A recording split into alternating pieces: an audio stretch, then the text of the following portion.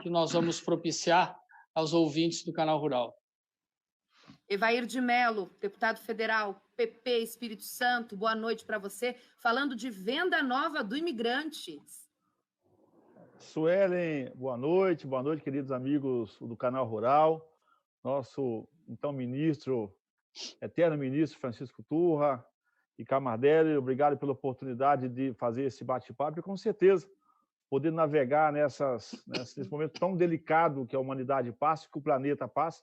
Eu tenho certeza que o setor de proteína animal do Brasil é um caso de sucesso, né? Eu espero poder contribuir em nome da Frente Parlamentar Agropecuária, em nome do cooperativismo brasileiro, da nossa contribuição de conteúdo para que possamos, enfim, seguir a vida e ir em frente. Perfeito. Eu vou dar só uns avisos paroquiais antes da gente começar a nossa live. Eu acho que é importante a gente frisar. Estamos ao vivo pela TV até às 8h30, depois das 8h30 até às 10:50, a gente segue nas redes sociais, Facebook e Instagram, combinado? Você também pode participar dessa live. A gente está recebendo dúvidas, né, perguntas que vocês tenham para fazer para os nossos convidados pelo Facebook e pelo Instagram. Eu vou começar dirigindo a minha primeira pergunta para o Antônio Camardelli, porque essa semana, eu acho que ela foi marcada, semana passada, na verdade, a gente inicia outra, por polêmicas envolvendo o fechamento e abertura de frigoríficos, né, principalmente no sul do Brasil. Ontem, o frigorífico Minuano foi autorizado a abrir com 50% da sua capacidade, depois que a Justiça determinou que o frigorífico fosse fechado. É um problema grave, principalmente, né, Camardelli, quando a gente pensa que a produção de alimentos é serviço essencial. Isso está no decreto presidencial. Verdade, né? A gente tem feito um esforço hercúleo aí. Nós estamos trabalhando com um protocolo, que a gente diz um protocolo guarda-chuva, que foi elaborado junto com o Ministério da Agricultura, o Ministério da Economia, junto com a Secretaria do Trabalho, o Ministério da Saúde. E nós temos, até então, de bovinos, a gente não teve maiores surpresas em relação ao episódio ocorrido aqui no Sul, mas nós continuamos acompanhando o processo. É importante a garantia e o controle do processo, porque exatamente pós-Covid-19, né, aquelas cadeias que tiverem menor dano entre, né, os seus participantes, ela vai estar mais pronta para responder à demanda por alimento, por carne bovina e todas as outras carnes, em relação a países que já eram tradicionais importadores, né? E aqueles também que vão estar com problemas em relação ao seu abastecimento.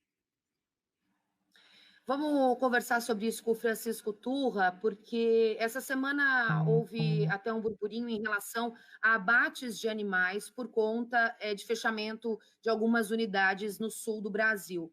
Turra, qual é a posição da ABPA em relação a isso e qual é a sua opinião em relação a determinações de fechamento de frigoríficos por conta de casos dentro dos frigoríficos de Covid-19? Bem, Suelen, eu acho que todos que nos acompanham sabem que nós somos uma empresas essenciais. Produzimos alimento. Alimento é indispensável. Seria a segunda pandemia se a gente não tivesse alimentos. E, aliás, nesse ano, eu vi uma frase do Papa que me chocou. Nós choramos a morte de 350 mil pessoas no mundo de Covid. E, nesse ano, morreram 3.700.000 pessoas de fome. Veja você que absurdo. Então, quando nós recebemos essa incumbência, falando com nossas empresas, o Camardelli falou já também, passamos um protocolo rígido, que tem o aval do Ministério da Saúde, a Secretaria do Trabalho e Emprego, Ministério da Economia, tem também o Ministério da Agricultura, ministra Tereza Cristina, enfim. E nós vamos apertando. A gente tinha certeza que um dia haveria de acontecer algum caso. 500 mil trabalhadores em 200 frigoríficos que nós administramos, aves e suínos, impossível você não ter um caso porque a gente não está numa redoma. Mas fique claro, o vírus não nasceu no frigorífico, ele foi levado para lá por alguém. Então a gente foi apertando o protocolo. Eu acho um absurdo quando entra um pedido para a prefeitura, e essa semana entraram 2, Passo Fundo, Lajeado, e também no ano também que teve solução, as 3, aliás, tiveram uma solução favorável depois de muita luta, muito apoio da sociedade gaúcha, governador, Assembleia, deputados, procurador do Estado, ao próprio Ministério Público do Trabalho. E o que levou medo, colocou medo, é que entraram com pedido para abate sanitário, milhares, 930 mil aves dia e 4 mil suínos dia. Isso durante 40 dias. Eu acho que seria um terror a imagem perpassando o mundo, porque lá fora a pergunta não seria assim, foi porque deu Covid, mas a dúvida fica se o produto tinha problema. Então, esse é um caso que a gente não pode ver acontecer. Não pode aqui, não pode em lugar nenhum. A gente tem que ir aprimorando, ir melhorando, ajudando. Só assim a gente vai vencer e cumprir a missão que a gente tem. Claro que você está de maneira remota fazendo o seu trabalho como deputado federal, mas eu te pergunto como cidadã e como jornalista, porque a gente recebe muitas dúvidas e muitos comentários aqui no Canal Rural ao longo das semanas em relação à falta de consonância entre o poder público, o Congresso e diversas entidades do Brasil. Você enxerga isso também? Você acha que falta uma unidade para a gente conseguir combater a pandemia? Olha, o meu entendimento, né, na verdade, eu estou indo a Brasília, né, muitos colegas meus estão trabalhando remoto, mas nós temos atribuições, e eu tenho percebido assim, está todo mundo realmente tentando fazer o seu melhor. Né, ouvindo o relato aí do Camardelli e do Turra, e da sua posição quanto a esse fechamento, por exemplo, de plantas em função da Covid, eu, como brasileiro também, eu tenho a lamentar, me desculpa a expressão, a ignorância de quem tomou essa decisão, porque se tem um setor no Brasil que é exemplo, que tem experiência, que tem responsabilidade sanitária, é o setor de proteína animal. É inquestionável. Os nossos vigores, os nossos processos produtivos, tanto das nossas plantas de criação, quanto naturalmente do processamento, é algo realmente invejável. Sim. Né? E eu sou muito objetivo. Eu não vi fechamento de nenhum hospital com essa decisão, por exemplo, no último ano, em função de ter tido lá, por exemplo, a infecção hospitalar. Então, é uma covardia que se faz, é um protecionismo, é um exibicionismo sem necessidade e irresponsável para com o setor, inclusive, que é um setor essencial. Para matar a fome dos brasileiros, naturalmente, isso é muito estratégico. O executivo, liderado pela ministra Tereza Cristina, tem o apoio do parlamento e estamos dando total condição, realmente, para que o setor fique de pé, possa ajudar, naturalmente, a restabelecer o emprego, a economia, alimentar os brasileiros e também tão importante na balança comercial brasileira.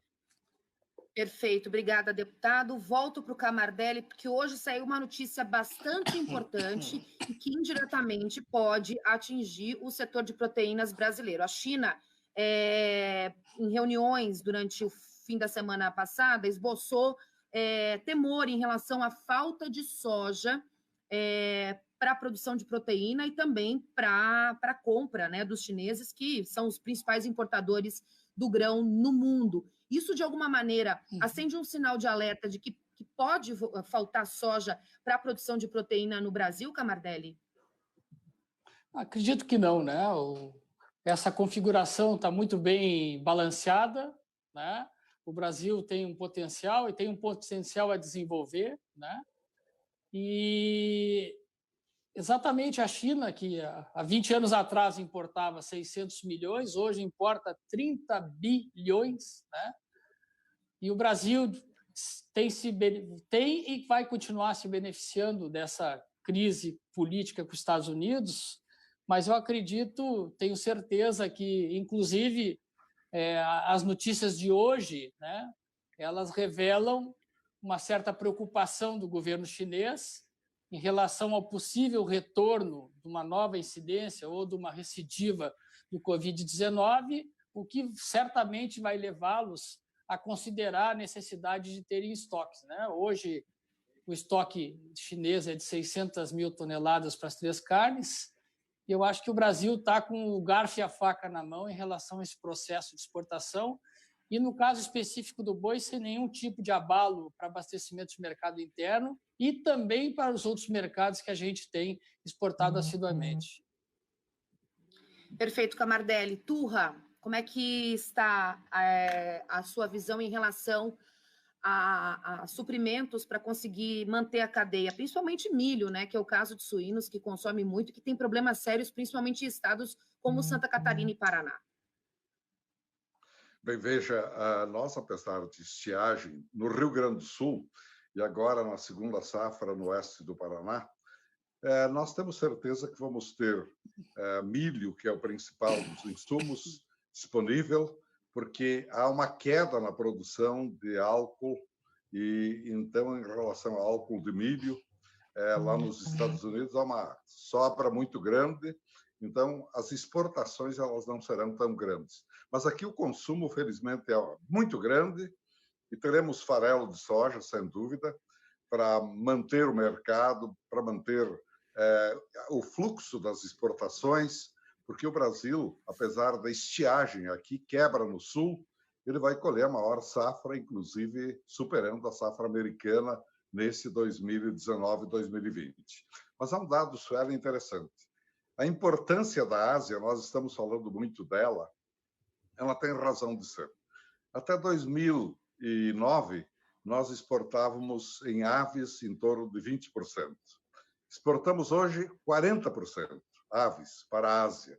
E suínos, a gente exportava 6% e o leste europeu 60%. Hoje o leste europeu 5% e a China está importando 62%. Aliás, não apenas a China, a Ásia. Toda aquela região importa isso e é muito forte. Então, o que a gente vê para depois também é muito grande, porque, Suelen, durante essa pandemia, nós não temos plantas fechadas, graças a Deus, até aqui. De aves fecharam alguns dias, ou espontâneo, ou por determinação judicial. Estados Unidos, 50 plantas de aves e 60 plantas de suínos. Diminuiu a produção 40% de aves e 60% de suíno. E bovinos, certamente também, não tenho o número, o Camardelli revela,